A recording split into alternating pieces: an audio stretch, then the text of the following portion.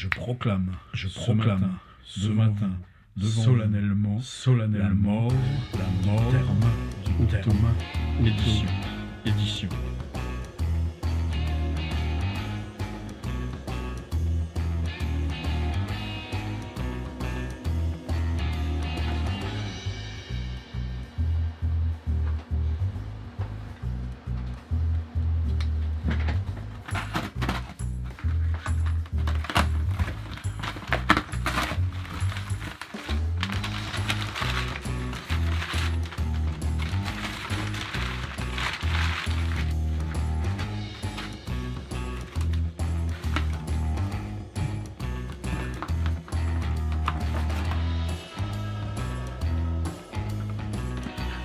Dire livre, chaîne littérature, de quoi on parle aujourd'hui? Eh bien, justement, auto-édition, mais pour dire pourquoi on n'en parle plus. Pourquoi il est urgent, impératif, qu'on ait à tuer le mot auto-édition. La question, pourquoi d'un auteur on dit auto-édition et que d'un musicien on ne dit pas auto-musication? Pourtant, on est sur deux schémas complètement parallèles. Bon, la fin des disquaires, les libraires résistent beaucoup mieux. De toute façon, il y a les pouvoirs publics qui passent leur temps à ça plutôt que d'aider à la création web.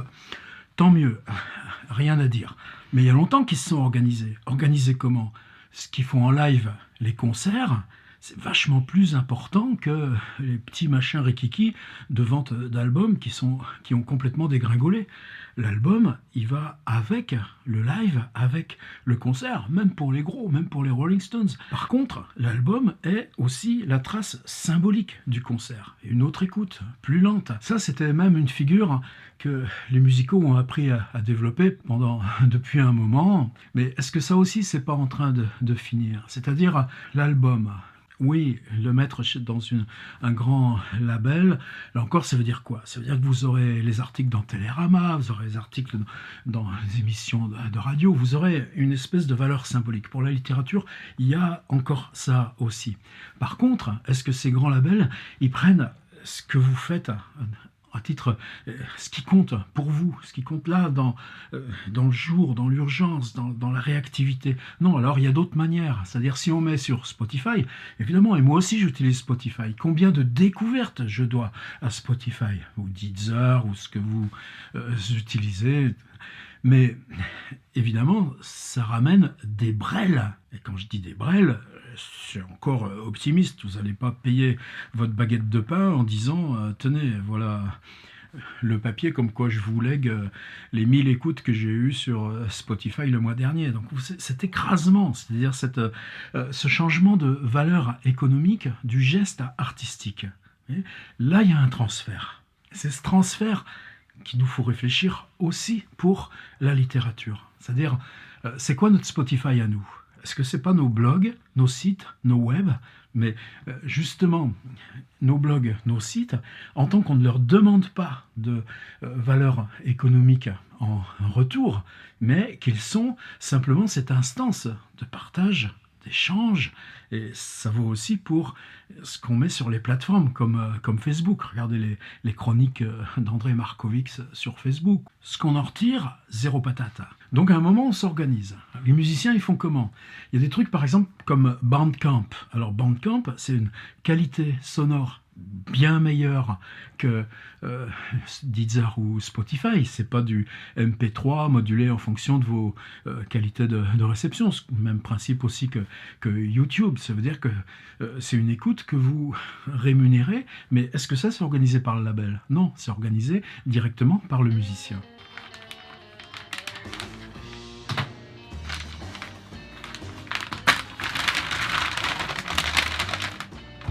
C'est le dernier outil du roman, l'exercice d'écriture, la façon creative writing américaine. C'est mon best-seller. Mais attention, il y en a 2 autres à l'arrivée dans les mois à venir. Des choses un peu comme ça. C'est pas évident, hein, gérer les stocks, je fais pas ça scientifiquement, Là, j'ai pu avec les étagères les ranger ici, là, comme ça, donc je sais où ils se trouvent. Donc là, je vois bien. Il m'en reste fait, ouais. C'est le dernier. Donc, je vais en racheter 4-5. Il faut toujours que j'avance les sous. C'est pas évident, hein. C'est à toute petite échelle. Il faut être hyper organisé. Le bon de commande par mail, facture sous Word, impression directe et le PDF qui retourne à la personne qui m'a commandé pour qu'elle puisse payer par PayPal ou par chèque. J'attends pas qu'il me paye pour envoyer, quand même. Et là, je passe dans l'espace travail sur mon petit pupitre à travailler debout. Là, je reprends les sorties imprimantes, j'attrape les livres, je choisis une enveloppe du bon format, quelquefois très grande ou très petite. En même temps, ça fait du bien, c'est des petites opérations manuelles, ça, mais bon, c'est pas trop mon truc quand même. En plus, rêvasser, jouer de ma guitare. Mais bon, c'est une fois tous les 3 jours, on se bloque 1 heure et on y va. Puis, bah, mine de rien, ça fait plaisir, quoi. C'est-à-dire, je connais les noms ou je ne les connais pas, mais si on m'envoie ça, c'est qu'il y a une confiance. Et ça, j'avais jamais connu ça. Alors, pour l'écriture, il y a aussi quelque chose d'autre qui se passe. Ça veut dire que le schéma dominant, ça veut dire « Oh putain, attends, les éditeurs, ils veulent pas de ton truc, alors tu le mets dans des boîtes au rabais. » Ouais, mais attention, il y a une instance, c'est la médiation technique, la médiation de la composition, de la typographie. Alors oui, à nous de nous en saisir. Alors pareil, un musicien aujourd'hui qui ne saurait pas se servir d'un enregistreur, d'une table de mixage. Alors, moi, des fois, on me dit « Ouais, normal que toi, tu fasses du web, t'as fait une école d'ingénieur. » Ouais, l'école d'ingénieur, je séchais les cours, je faisais de la guitare et du banjo folk, et ils m'ont lourdé sans le diplôme. Mais est-ce qu'on dit à un musicien « Oh putain, toi, tu te sers d'un magnétophone, t'as un zoom, et ben, t'as fait quoi comme école pour appuyer sur le bouton record ?» Mais non, c'est compliqué, c'est-à-dire que là, moi, j'ai beaucoup travaillé sur le rock. Donc, Rolling Stones, Dylan, Hendrix, où est-ce qu'ils se fabriquent les disques? Dans le génie du mec et puis ses Mediator. Ah, il y a ça, évidemment, bien sûr. Skill, technique, expertise, l'entraînement, la scène. Ouais, mais c'est dans le studio que ça s'élabore. Et pour les Rolling Stones, ils l'ont découvert très très tôt. En 1963, ils ont pris leur première leçon. D'ailleurs, des Beatles avec I Wanna Be Your Man, leur deuxième disque composé par Lennon-McCartney. Ça veut dire quoi pour la France? Alors qu'on nous embête toujours avec auto-édition, t'es dans l'auto-édition, t'es l'auteur qui compte pas. Alors que, regardez structurellement par exemple, vous avez les formations métiers du livre, et il y en a des super excellentes. Je pense le Master Paris 4, je pense Saint-Cloud qui fait un bon boulot, même si le numérique c'est pas trop leur truc. Mais je pense par exemple là, je viens de voir à la fac de Rennes, Master Création Métier du Livre, ils viennent de créer une maison d'édition. La maison d'édition est gérée par les étudiants de M2 elle-même. Et qu'est-ce qu'ils publient? Les projets des étudiants dans le cadre de ce master, avec 50 projets déjà sous le capot. Je pense au master médiation du livre fondé à Poitiers par Martin Rass et Stéphane Bicchialo. Là, il y a des intervenants numériques premiers, des balèzes, quoi. Et là, au moins, ça respire. Mais les facs de lettres et les formations métiers du livre, en France, c'est complètement séparé. Alors que, pour nous, auteurs, la révolution, c'est quoi? C'est que les outils, c'est-à-dire avant, vous aviez votre machine à écrire, et encore, des gens comme Julien Gracq, c'était même pas la machine à écrire.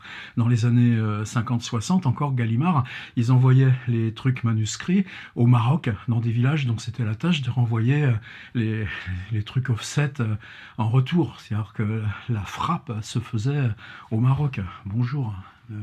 Le vieux monde, quand des gens comme Marcel Proust travaillaient déjà avec des dactylographes, quand des gens comme Sandrard, mais lui avec un bras évidemment, mais la machine à écrire était l'outil de création, et Sandrard avait un magnétophone aussi, figurez-vous. Alors c'est quoi la révolution? C'est que là où on entrait chez l'éditeur, où l'éditeur s'était constitué comme médiation technique, médiation liée à la composition, à la maquette, liée à la prise en main d'une instance extrêmement complexe qui est l'impression. Et puis après, évidemment, les camions, les entrepôts, le stock, la diffusion, les représentants en librairie, quand ils vous disent d'un air condescendant « Oh, on sait bien que ça sert plus à grand-chose, mais personne va prendre le risque le premier. » Je l'ai entendu, ça. C'est pas moi le messager de... comme on me le reproche quelquefois. Non, c'est des choses qu'on entend et qui font mal. Dans ces représentants du livre, oui, il y a quelque chose que là, en tant que web, moi, j'ai pas du tout accès. Organisation. Qu'est-ce qu'il faisait Francis Ponge dans la période où personne voulait éditer le parti pris des choses? Il était chez Hachette, il faisait des paquets avec les manuels scolaires, il mettait de la ficelle, une étiquette, il recopiait calligraphie et puis ensuite on l'a badigeonné de colle pour la coller sur. Je fais mon Francis Ponge. C'est comme ça. Il y a une noblesse, non? De ça aussi. Et des deux. Aujourd'hui, il y en aura 5. Un spécial Lovecraft. Commonplace Book.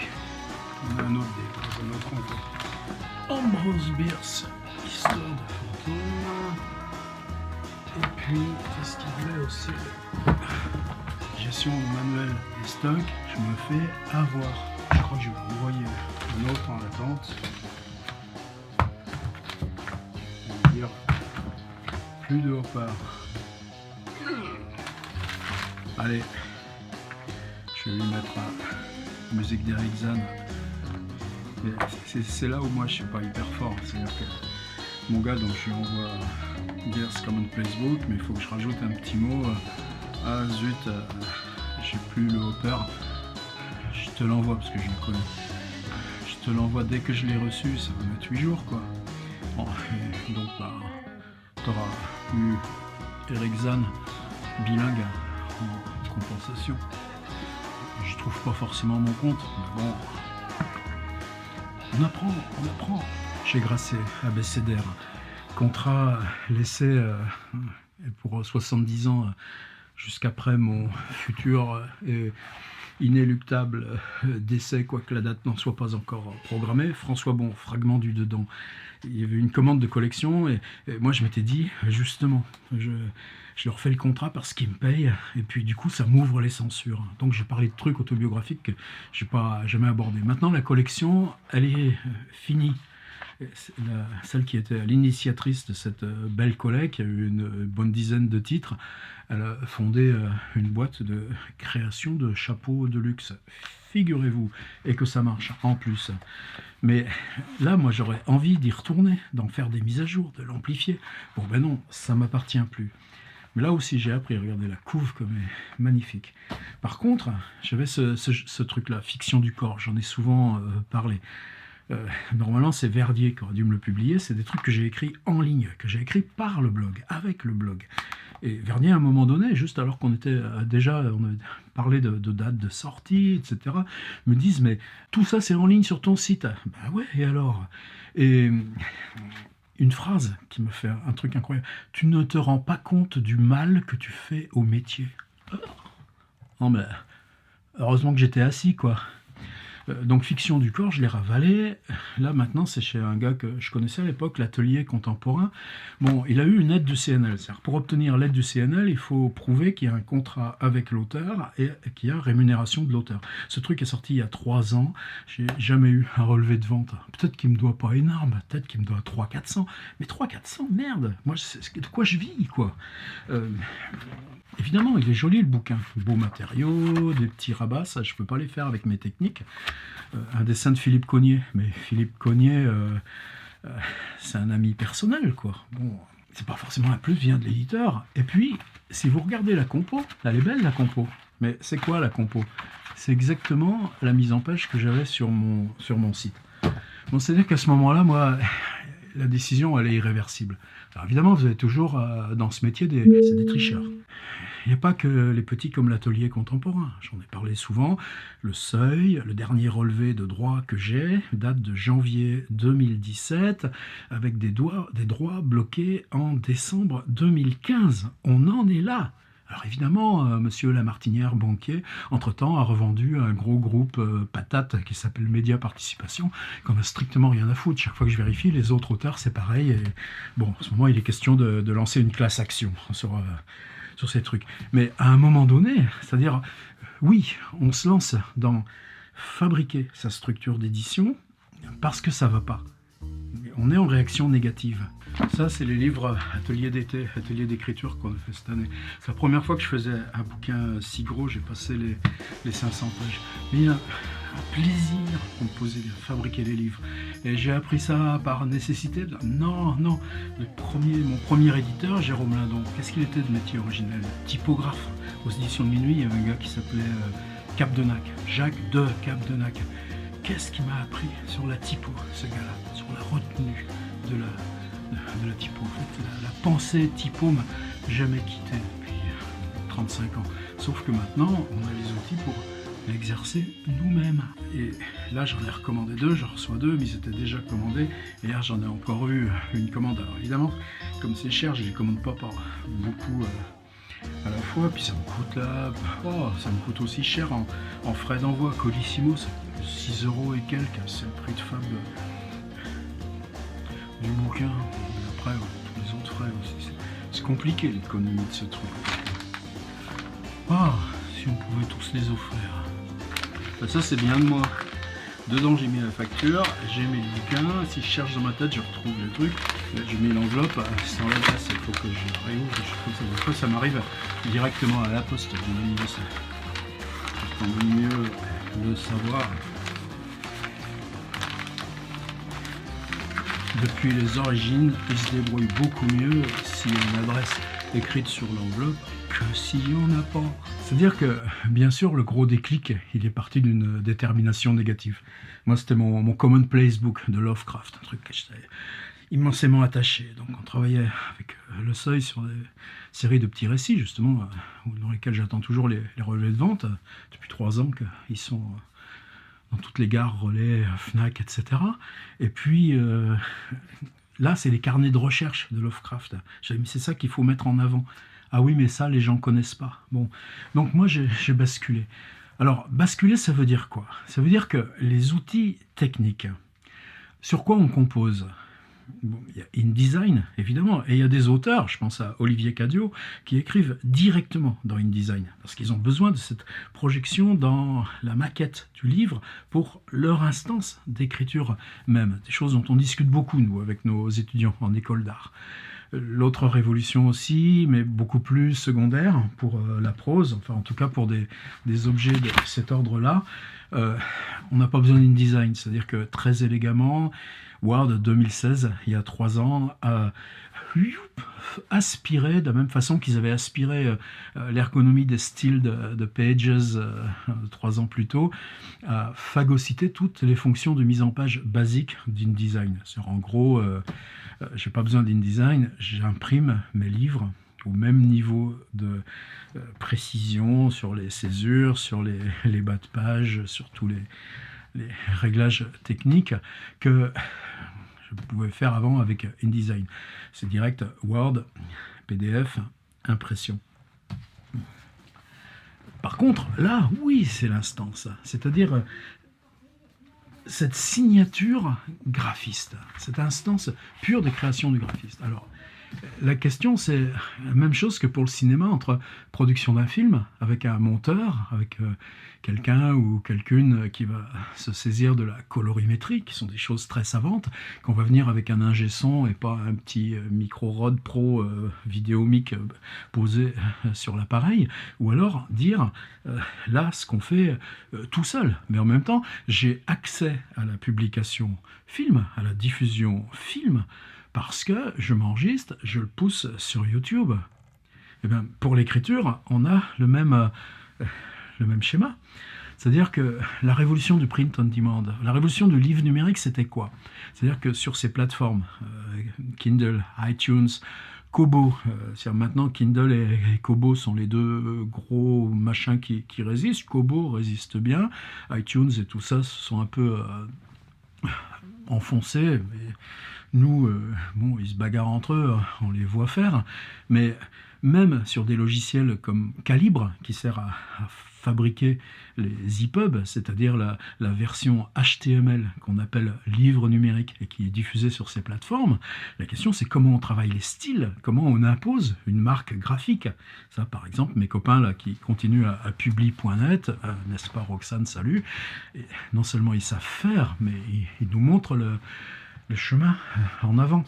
Eh bien, la révolution du print on demand, moi j'ai appris ça en 2012 en visitant Hachette Mourpa, quand on a lancé notre collègue publi.net. Et je pense que si j'avais pas ces 50 bouteilles, j'aurais peut-être un peu de mal. C'est quoi? C'est que on a les mêmes machines, aussi perfectionnées que celles de nos imprimeries, les grandes imprimeries, avec encore là des choses bizarres. C'est-à-dire qu'il y a longtemps que l'édition ne travaille plus avec du stock. Le stock, ça coûte cher. Donc, on travaille avec des petits paquets sur des machines très rapides.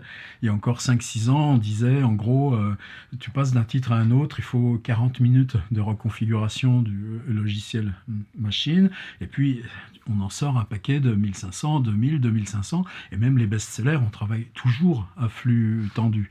Avec cet autre truc bizarre, c'est que ces grandes maisons qui gardent un taux d'investissement élevé, leurs machines, en les renouvelant tous les 4-5 ans, ils les revendent les anciennes d'occasion première main.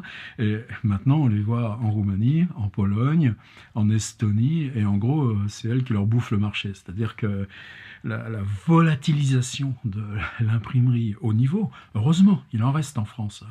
Nord Impression, Normandie Roto, Saint-Aubin, Ligugé, ou des trucs comme ça.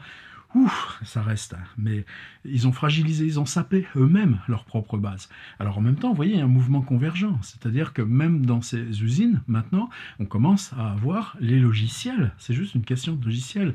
C'est quoi l'impression à la demande? C'est-à-dire qu'on sort un bouquin, l'impression, un PDF de l'intérieur du livre, avec un code barre. Une autre machine sort le PDF de la couve, double face, et puis les deux sont raboutés ensemble, collés, massicotés, et puis ça part directement chez le client. C'est-à-dire, par exemple, si vous êtes à Maurepas chez Hachette, le livre peut partir, le libraire peut transmettre l'adresse du client, et ça gagnera 2 jours. Bon, simplement, on ne clique pas sur le bouton. On envoie au libraire, le client vient chercher sur le libraire. Bon, pour moi, justement, j'ai accès à ce même réseau avec CreateSpace, géré par Amazon. Mais Amazon, la différence entre Amazon et le Seuil, c'est qu'ils payent tous les mois. C'est-à-dire, ça fait 10 ans que c'est comme ça pour moi et j'ai jamais eu un pépin. Ça fait réfléchir les mecs. À quel moment vous accédez à la compétence? À quel moment vous accédez au respect de l'autre dans la relation commerciale? Il y a ce truc auquel je me suis engagé. Vous me commandez 3 livres, j'en rajoute un 4e, mais c'est moi qui le choisis. Dans mes petites publications, mais c'est pas parce qu'elles sont petites qu'on y tient le moins. Bizarre sur internet parce que les idées elles vous viennent sans faire exprès. C'est parce que ouais, bah là, comme ça, personne ne me demandait ce truc là, ces petites histoires fantastiques, là. John Doe, autre récit avec mort. Pourtant pour moi ça compte vachement. Et à faire imprimer, du coup ça coûte que dalle quoi. Bah je le mets avec. C'est vrai que du coup le lien. D'accord, vous me commandez, je fais la facture, etc. C'est jamais, je suis jamais content de faire les factures.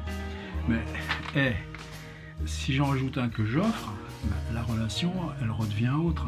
Et je peux pas aller faire ça dans toutes les librairies de France. Alors, souvent je vois ça, des gens. Ils commandent 2 livres, allez hop.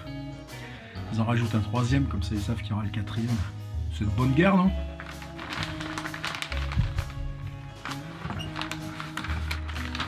En fait, les grandes enveloppes, je les replie pour que le bouquin se balade trop dedans et je mets du scotch par-dessus.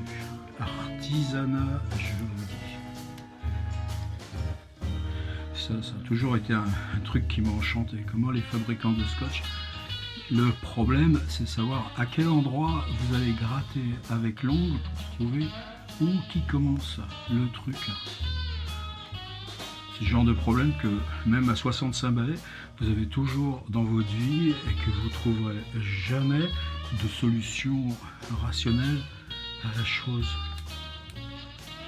Ouais, non, c'est pas là, c'est juste une petite... Toutes ces choses qui sont à prendre extrêmement sérieusement pour la qualité plastique de l'ouvrage. C'est-à-dire que moi, les miens, je prends dans la gamme de papier qui m'est proposée le meilleur papier bouffant, un peu crème, la meilleure couve pelliculée, etc., etc. Et du coup, les bouquins que je fabrique avec Tiers Livre Éditeur, je crois qu'ils valent mieux que la plupart des bouquins de poche des gros éditeurs commerciaux. Allez, j'arrête mon baratin. Mais vous voyez cette question, auto-édition, on dirait pas pour un musicien auto-musication. Il y a des changements d'ordre symbolique. Apprenons à phagociter, c'est-à-dire qu'en tant qu'auteur, en tant que créateur, oui, je continuerai de proposer des livres à des éditeurs. Et même, je pense tout à fait possible que des éditeurs reprennent avec Tiers Livre Éditeur un contrat sur un titre pour les insérer dans... J'y suis prêt commercialement. Ça change juridiquement des trucs sur les droits d'auteur, etc. Est-ce que je me verse à moi-même des droits d'auteur ? En gros, j'ai pas besoin. C'est-à-dire, le tout petit volume, ça paye quoi ? Ça paye l'ordi, ça paye l'objectif, le nouvel objectif de l'appareil photo, ça paye ces trucs-là. C'est poser des questions sur le dépôt légal. C'est-à-dire, moi j'ai un ISSN attribué par la BNF pour tout ce qui est mon site. Donc, en gros, mon travail relève d'un ISSN général attribué par la BNF. Si je développe le livre imprimé, je peux donner par contre l'autorisation à la BNF de piocher dans mon site, et eux seuls, on avait mis au point ces trucs-là, mais je crois que là maintenant ils ont un peu laissé tomber, mais c'est eux, c'est pas nous, d'aller piocher la réserve dans mon site des dernières mises à jour et de la totalité de mon catalogue en print on demand. Par contre, mon fichier, il est géré depuis Seattle, donc je prends un ISBN directement chez eux. Qu'est-ce que c'est un ISBN ? C'est juste un code barre de gestion, de distribution des flux. Est-ce qu'il y a un truc éthique là-dedans ? Bon, mes trucs, ils sont gérés entièrement par une chaîne robotisée, avec ces trucs. Je fais pas travailler des intérimaires sous-payés, ni des gens qui... ces trucs-là, mais franchement, si le Seuil me paye pas depuis 3 ans, c'est plus noble qu'Amazon parce qu'il s'appelle le Seuil. Vous voyez, c'est des questions qui sont graves, qui sont lourdes, des questions qui comportent des aspects aussi éthiques. N'empêche que, est-ce qu'on est valet des GAFA ? Non, simplement on les utilise pour une instance de création dont on a été, non pas dépossédé, mais où les instances traditionnelles, alors que tout était possible pour qu'on inaugure de nouvelles gammes de rapports sur création, sur technique, etc., il a fallu qu'on invente nos outils. Ben, ça me permet quoi ? Ça me permet d'être libre, ça me permet d'être indépendant, ça me permet d'avoir mon labo de recherche. Et puis un autre truc, c'est-à-dire que si mon labo de recherche est aussi sur YouTube, parce que c'est question d'impro, c'est question d'interactivité, c'est question d'une politique de la création, ou l'instance politique dans mon intervention artistique, ça se publie directement sous une forme. On a longtemps dit, c'est ça aussi l'autre rouage, on a longtemps dit, le paradoxe d'Internet, c'est que alors qu'on est d'emblée dans du transmédia et dans du code qui produit indifféremment, qui se transmet indifféremment comme code, avec en tant que voix, en tant qu'image, dans Goldsmith, il y a ces expériences. Vous prenez une photo, un portrait de Johann Sebastian Bach, et puis le brave Bach, vous mettez TXT au lieu de JPEG sur la photo, et puis vous insérez le texte de la cantate à l'intérieur, et vous reproduisez la photo. La photo, elle a un bruit de texte qui vient à l'intérieur. On est dans ce truc-là. Et le paradoxe, c'était que le web, qui transmet indifféremment du code avec la part de création code elle-même, même si ça, moi, c'est pas trop mon truc en ce moment. Images, fixe, vidéo, voix et audio, tout ça c'est du codage binaire et des questions de taux de compression, etc., qu'on a à apprendre à maîtriser. Et le paradoxe, c'était que le texte gardait cette fonction en avant du web, gardait non pas un primat, mais en gros, était devenu la monnaie commune du web. Il se trouve que depuis 3-4 ans, et notamment par YouTube, l'intervention directe voix-parole, c'est-à-dire le temps qu'on développe en tant qu'écriture même, ou rapport à la pensée de l'écriture, ou rejeu en direct de cette médiation qu'avant, ou parallèlement, ou à d'autres moments, on met dans l'écriture, on en fasse la publication et le partage même. On en fasse l'édition. Là, ce petit bout de machin, je vais le passer sur Final Cut, et je serai dans un outil d'édition vidéo. Par exemple, en anglais, on appelle ça editor. On ne fait pas du tout la différence sémantique qu'on fait en France. Oui, il y a tout ça qui brasse. Alors, en tout cas, bien, auto-édition, non, parce qu'il n'y a pas auto-musication. Je m'appelle François Bon. J'ai déposé à la Chambre de commerce de l'Indre-et-Loire une demande de SIRET il y a 12 ans exactement, fin 2007, qui maintenant s'appelle et m'a doté, comment ça s'appelle, un cabis au nom de Tiers Livre Éditeur, EURL. C'est une maison d'édition qui me sert d'outil pour mes ateliers en ligne, pour mes investissements matériels, pour ma survie dans ce monde de brut. Est-ce que vous croyez que je suis invité dans des librairies, dans des salons du livre ? Combien de fois je suis passé à France Culture en 3 ans ? Je me plains pas. C'est juste que les mondes se séparent. Il ne faut pas demander à la presse de faire état de notre travail. La presse joue sa survie contre le web. Nous, on nage dans le web. On est les petits bouchons qui flottons sur les grosses vagues du web. En attendant, c'est où que ça se passe, la création aujourd'hui? C'est où que ça se passe, l'invention du texte aujourd'hui? Eh bien, le changement de paradigme, c'est que on accepte, on fait deuil de cette instance de validation symbolique. C'est ce qu'on appelait autrefois la chaîne du livre. Il y a encore des gens qui utilisent encore ce truc. Et c'est pas méprisant du tout. Hein. Je continue d'être dedans. Je continue de faire des sessions de formation, etc., etc. Il n'y a aucun problème là-dessus. C'est juste que à côté, on installe notre labo. Mais la révolution, c'est que notre labo, en print on demand, on a accès exactement aux mêmes machines. L'art de la composition graphique, que moi j'ai appris aux éditions de Minuit, il y a 35 ans, entre Jérôme Lindon et Capdenac, eh ben, on peut l'exercer seul, parce que tout ça passe par nos petits laptops. Et pour les musiciens, on trouve ça normal.